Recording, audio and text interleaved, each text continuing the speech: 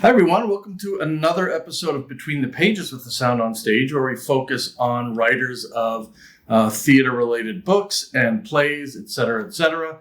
I'm joined today by someone with a vast career in theater spanning over 45 years and involving participation as a director, choreographer, artistic director, book writer, producer, educator, and podcaster. His podcast, Broadway Nation, is inspired by a course he teaches at the University of Washington in their School of Drama about the history of the Broadway musical.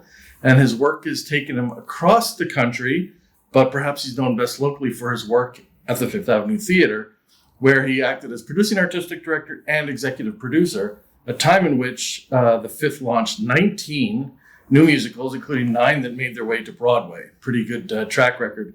As a director, he was awarded with our 2024 Sound on Stage Award, along with James Rocco, for his work in Irving Berlin's White Christmas production, which also won our award for Best Musical.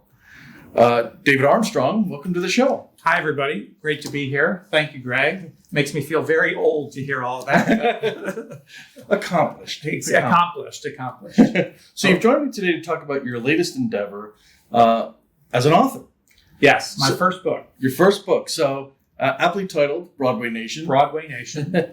How Immigrant, Jewish, Queer, and Black Artists Invented the Broadway Musical is now, I'm going to say, available wherever books are sold, but I just looked at Amazon today and it's already sold out. It's out. It's temporarily out of stock, which I'm taking it to be a good sign. Which meant we just launched on Thursday of last week.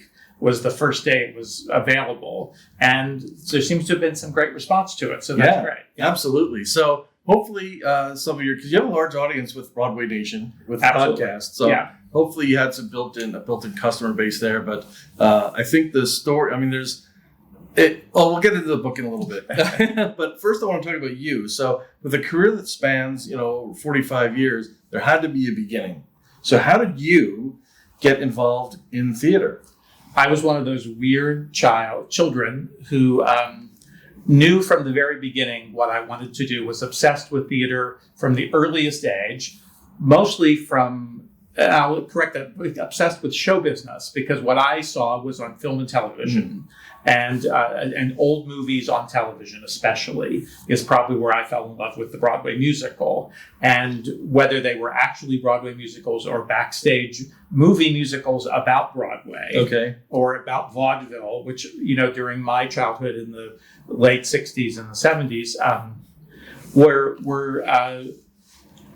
filled with that. TV was filled with those movies because those movies hadn't been seen for years, but when there was stations started to expand, they needed programming. So they bought up these old catalogs of movies. And the first time people saw them was during the 50s and then the 60s and into the 70s. So there were 3 times a day. There'd be a 4:00 movie in the afternoon, and then a late movie, and sometimes a morning movie. So I was obsessed with all those great stars, those great musicals, the singing, the dancing, all aspects of that. And then very famously, there's a story that when I was, I think 5, it's hard to figure out exactly how this all lines up with the release dates of these movies, but my mother and her friend and her daughter, they were taking us as kids to the movies to see Dumbo, but we went to see Gypsy instead. And I was obsessed with Gypsy from that moment on. And of course, when you're a kid, it's a story about kids in show business. Yeah. It's not, the last half hour of that movie, I don't know, I probably was not that as interested in that, although it did have great costumes and movement and everything. So that, I always say that, I guess I knew exactly what quality was right from the very beginning. And insisted on having the cast album, and it just went from there. I was involved in plays and choir and all kinds of things as a kid and then in high school, and just sort of knew what I wanted to do right from then. Yeah, it's funny how that works. I think my first musical I ever saw was offhand. I mean, it wasn't something I did on purpose, but we were on a band trip. I was in the band in junior high. We went down to Washington, D.C., went to the National Theater and saw 42nd Street. Yeah. And as soon as I saw that, it's one of those things that, man, this is it, right? Totally. So you have those moments. But you've done so much over the years with a career, with the directing and producing and book writing. I mean, is there an aspect of theater that you come back to as maybe your favorite, or is every part just as? That's a great question. I started off as a choreographer, but mostly because I was very lucky to have a career as a choreographer at a very young age, right out of college. I did some shows that got attention, and then I was sort of on the regional theater circuits in great regional theaters all around the country, mostly by sort of luck, but then talent that, then earned me the luck to do it. But partly, I always thought of myself as a director who choreographed, but it was much easier to get a job as a choreographer than a director when you're 19 and 20 years old. So that, and movement has always been, the way shows move has been a prime focus of mine. So I wouldn't say choreography was, I guess my first way in was that, and I started off as a dancer. So maybe that is the thing I love most, is making a show move. But it's really just storytelling. So it's all aspects of storytelling are sort of versions of the same thing, basically. So I have enjoyed all of it. I've really loved it as a producer as well, where you get to guide other people to do it. Yeah. Well, let's talk about this new phase of your career, author. Yeah. So your podcast covers so much theatrical ground. You've narrowed this down to, actually, I can start this question over. Sure. So let's talk about the next phase of your career, author. So just checked on this morning, as we said, the book is temporarily unavailable. So you can also go to the publisher's website, bloomsbury.com, and get it on a discount this week. Okay. So I think just sort of an introductory, because it's the launch week, they've got it marked down to 30% off, which is fantastic. Yeah, that's great. Yeah. So you have a title, an episode title in your podcast called, and I want to make sure I get this right, If They Asked Me, I Could Write a Book. Was it that simple? I mean, how did the book writing? They did ask me, so that was it was sort of it was a natural title. Since I stepped down from my job at the Fifth Avenue, that almost immediately I got asked by the University of Washington if I was interested in teaching a course on the history of the Broadway musical, and of course I said yes, I'd be interested in that, and I started to develop that course, and the focus of it is very much what the podcast is. But that's really where the idea came from initially, was this idea I was going to teach, if I was going to teach about the history of the Broadway musical, what is the lens that was of interest to me? And these are a lot of ideas that had already been swimming around in my head, but this idea that the musical is primarily the creation of marginalized groups who were shut out of almost every kind of other endeavor at the turn of the century and beyond, who couldn't get into any other legitimate industry. But show business was opening up at that time. And if you had the talent, then there was this possibility and this opportunity that you could seize, and which is exactly what happened. And overwhelmingly, and of course, as I did the research, I discovered that the premise was correct. Overwhelmingly, the creators, the sustainers of the Broadway musical have come from those groups, have come from outside the system, and found a way to then really affect American culture in a way that's, I think, has not always been appreciated or understood, that this is an outsider art form that then becomes a large part of American culture. Yeah, it's interesting how that's happened. And now, though, we're kind of on the opposite end of the spectrum, where each of the groups that you're focusing on all seem to be under attack. And theater is under attack as well. I did not plan it that way. Well, that's going to be my question, because I know it takes a few years to write a book. But yeah, it does seem like that. But I think you couldn't have asked for a better time for this, or we couldn't have asked for a better time, because as these groups are being attacked or marginalized, we can see their influence, not just in theater, but on society as well. And hopefully that shines a light on to to the people that need to see it. Obviously, there are going to be some that won't, regardless, but of that importance and their contribution. I think that's right. And you can't, as I found out in teaching my course, you can't talk about the subject without telling the story of the history of America, too. The Broadway musical and the history of America are tied together and reflect each other and react to one another back constantly throughout this 125 or so year history of Broadway. Yeah. And so there's probably as much more about American history than people might expect in the book, but it's all about the Broadway musical. Yeah. Well, I like the way your writing style. So something like this that follows a chronology. It's almost, if you look at it from a theatrical analogy, the chronology is the background or the set, and the drama is actually the individual, within the chapters, the action that takes place. It could skew towards reading like a textbook, but it doesn't. I mean, you're telling a story. It's a narrative. Did you have to fight that at all when you were writing it? That, especially with your experience as an educator. I didn't have to fight it, but I'm aware of it and I was conscious about it. As a teacher, as an educator, I tend to shy away from academic speak. It makes me uncomfortable when I read a book that's too filled with jargon, with academic jargon. And I always think, well, why can't you just use a normal word to say that? Why do we have to have this? And so that's always been my style to a great extent. So I've never sort of, gravitated toward that. And then creating the podcast, which was a spin-off of the course that I teach at the University of Washington, partly because we went into COVID and I needed to teach remotely. So I'd already had this idea of a podcast in the back of my head. And I thought, if I create these episodes, then maybe they can help me when I have to teach this remotely. Because I could see it coming up. I wasn't going to teach till spring quarter, but we were heading into that during that winter, as you remember. And so that really, really worked. And I sort of launched the podcast at that time. And again, that's the intention of the podcast, is to be a popular podcast for a broad audience. Yeah, so sure. Again, but to be very scholarly in the same time. And I do think you can do both things. Yeah. So that's what I tried to do with this. Yeah. And your knowledge of theatrical history is so vast.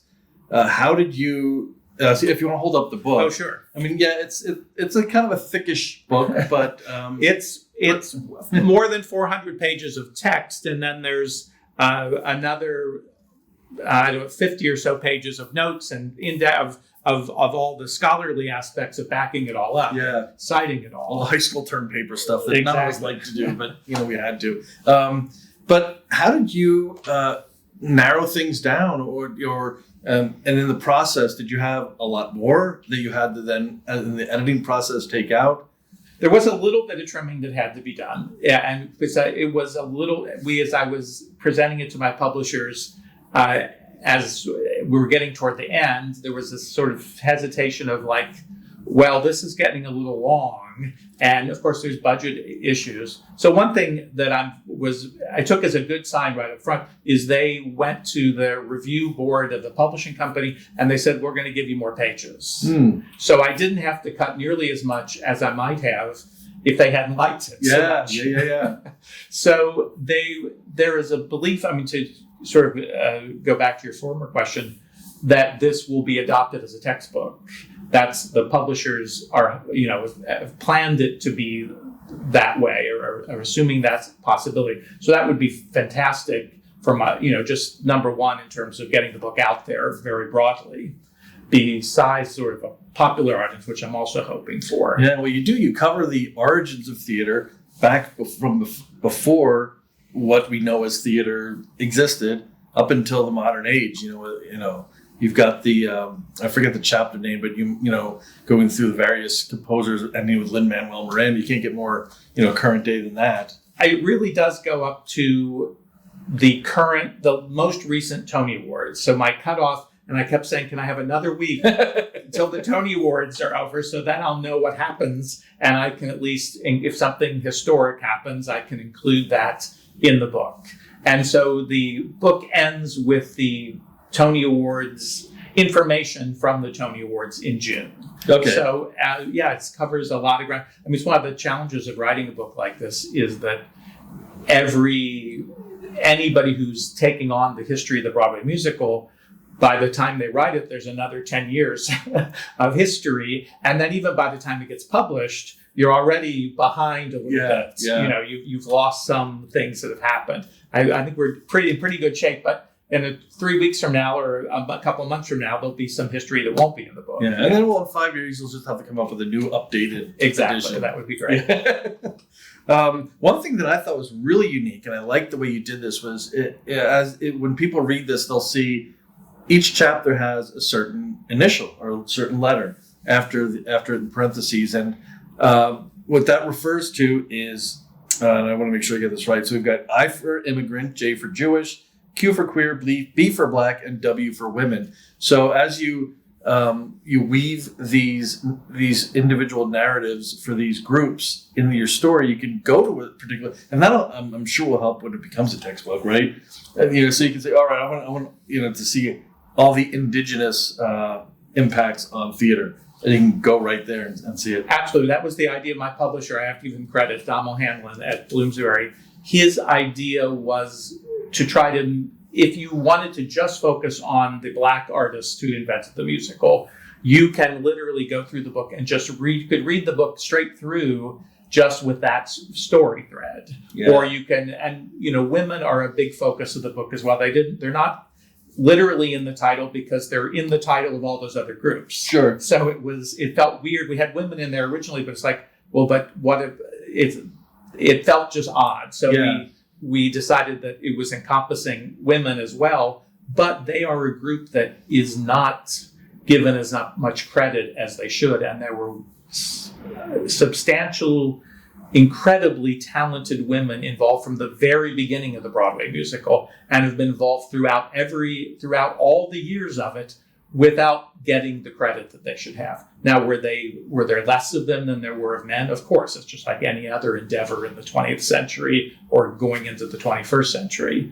But they're part of the book. The focus of my book is to highlight and shine a light on these artists who are often sort of sidelined in the history of the Broadway musical or left out.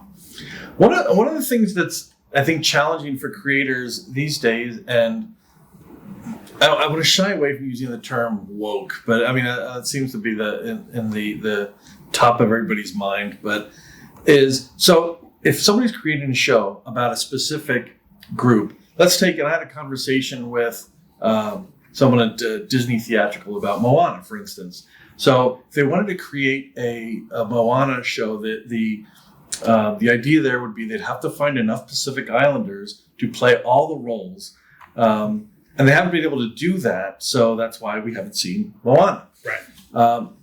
Is it going to be more challenging to have these voices heard or have the impact from these groups when it seems like it's an all or nothing thing? If that question makes sense. It does.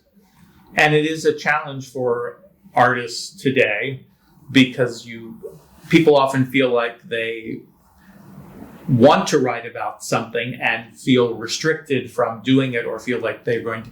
And it's, of course, for good reasons, those feelings are there. Sure. But at the same time,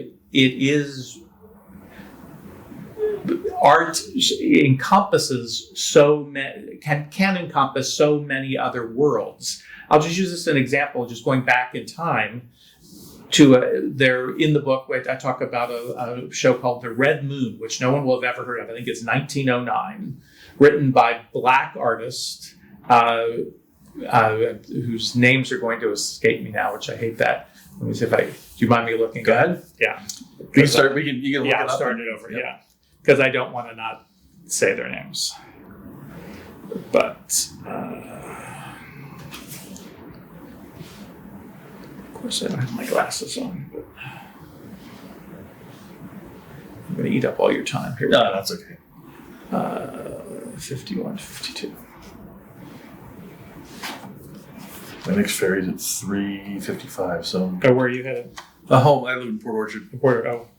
because I'm going to head back to the fashion on some things. Yeah. Okay.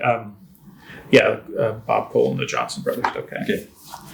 So there's a musical called The Red Moon from this incredible period of musicals that happened between 1900 and 1910. Black musicals and you read about them. There's like 10 shows that happen in there that almost never get talked about. And this one is written by Bob Cole, who is one of the inventors of the Broadway musical.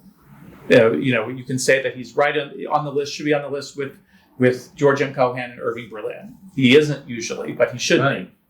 And they wrote a show about where the characters were all African American and Native American. And they wrote it because when they were touring in their vaudeville act, they appeared in the vaudeville theater that was on the Native reservation.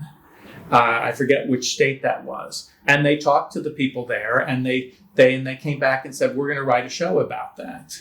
So now that show wouldn't happen because we wouldn't think Black writers could write a show in which half the cast were Native Americans. Right. And yet what they were trying to do was and the story was about conflict. It was the lead character was a woman whose one parent was Black and one parent was Native American.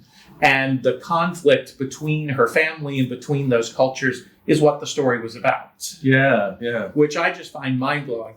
That's a show I'd love to get in the time machine and go back and see. Oh, for sure, yeah. That might be filled with things that we would think today were, problematic. Yeah. But the goal behind the show was at that time, in that even almost at the turn of the century, was to tell a story that would bring these people together, would bring all people together. Yeah. For a white audience mostly, because you couldn't make any money if white people didn't come to see it. So it had to be for a broad audience. Yeah, that's interesting. It sounds like a fascinating show. Yeah. But and speaking about creating new works, and this is something that going back to what we mentioned in the bio with your track record at the Fifth Avenue. One thing I'm noticing is that Seattle's always been, I think, thought of as a nice incubator for new shows. There's been a ton, not just at the 9 that you produce at the Fifth. Ones of the those are just the 9 that went to Broadway. I think we did 17 during that period of time. New shows. Yeah, and then other theaters have had. Come from away, came from here. Right, and the Rep has had a long history of especially plays for the last 40 years. Yeah, and now I look at the schedule for the Fifth coming up, and it's half touring shows and half local productions. I don't know if maybe Afterwards or Griswold's Christmas Vacation might have been, not Christmas, Broadway Vacation might have been the last original show that was on stage there. And we're seeing that less and less. And I think, is that a result of COVID and trying to struggle? I'd like to know your perspective of that it's a challenge. And I think you'll see this at every theater that has been the champion of new work and has been trying to do it is an effect of COVID and of rising costs of audiences. We've broken the habit for audiences around the country, even on Broadway, which, because Broadway's back.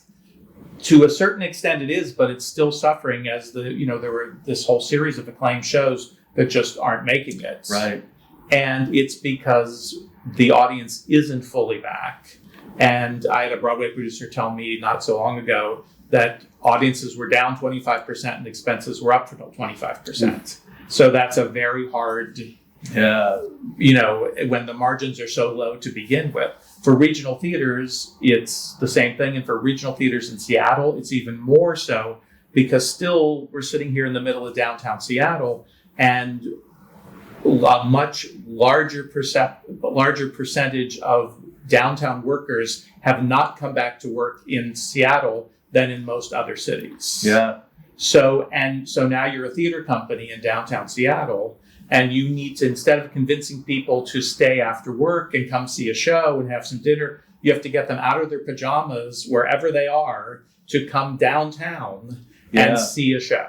Yeah, and offer something that's better than whatever's on Netflix or whatever's at home. Right. Because we got so used to that during COVID. And of course it's better, but it has to be so much better that you will then, you do the things you need to do to get there. Yeah. So, and the lifeblood of every theater company is a subscription audience, is people who will come on a regular basis, who will buy into your whole thing.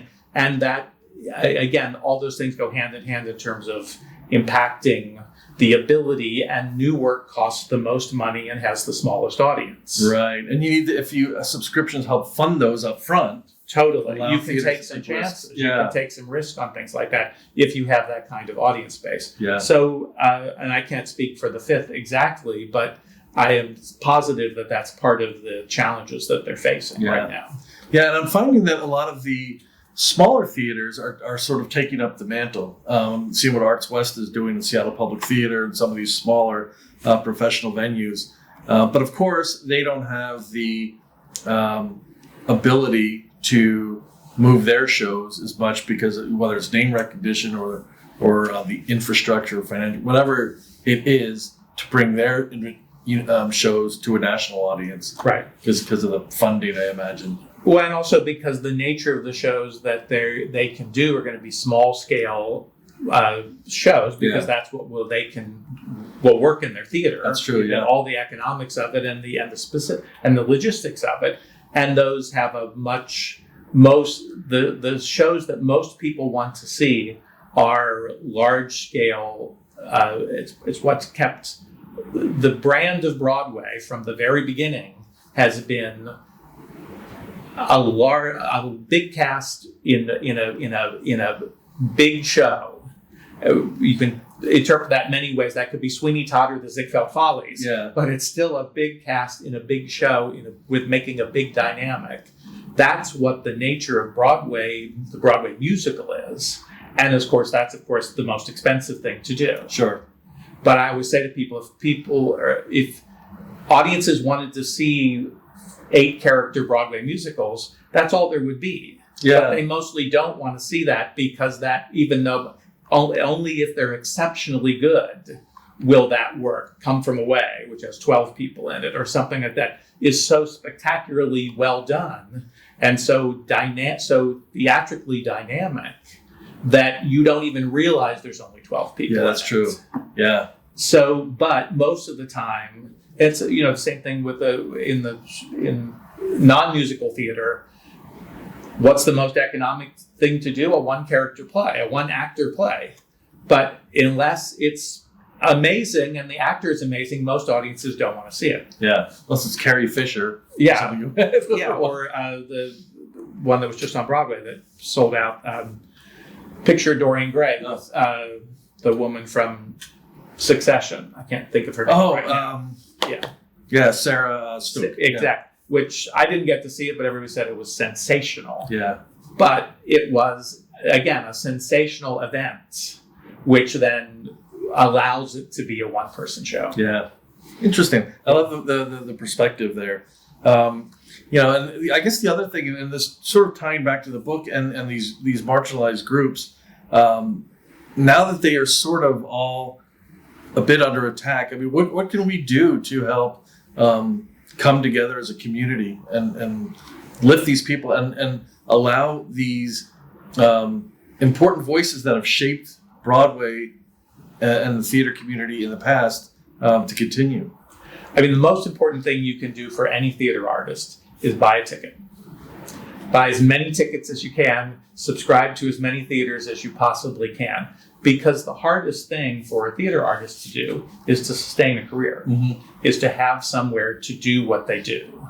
And the only thing that will provide that is the audience. There is no theater without the audience. They're like contractors, right? You do one job, one show, and then you've got to go hunting for the next one. Totally. It's all freelance. Yeah. All theater artists are freelance. If you're lucky, I was very lucky to have a home base at the Fifth Avenue Theater for 18 years. But for 20, 30 years before that, I was a freelance director and choreographer and went from job to job, from theater to theater around the country. And again, knock on wood, I was successful at doing that. But people would often say to me, well, what's next? And I'd say, as far as I know, I'm never working again. Is that something that changes over a career?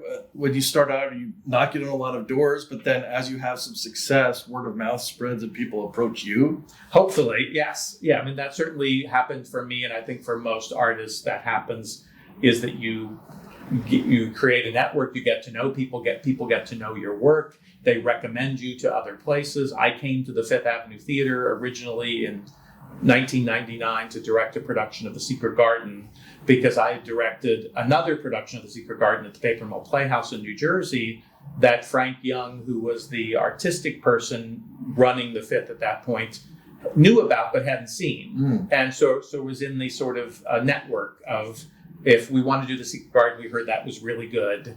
And I got a call, and eventually it ended up that I came here to do it. And that one thing led to, that was right when they were starting the search for the first full-time in-house artistic director. And I was very, very lucky for that, the circumstances of all that to happen. That's great. But that is exactly how the careers happen. Yeah. A little bit of, it's luck, but it's not just pure luck. It's luck based on, what you've been able to do, your skill and things like that. So totally, that's absolutely right. It's all of it is based on talent, but then you need the luck factor on top of it, and the networking factor, and the just being the awareness factor for it to work.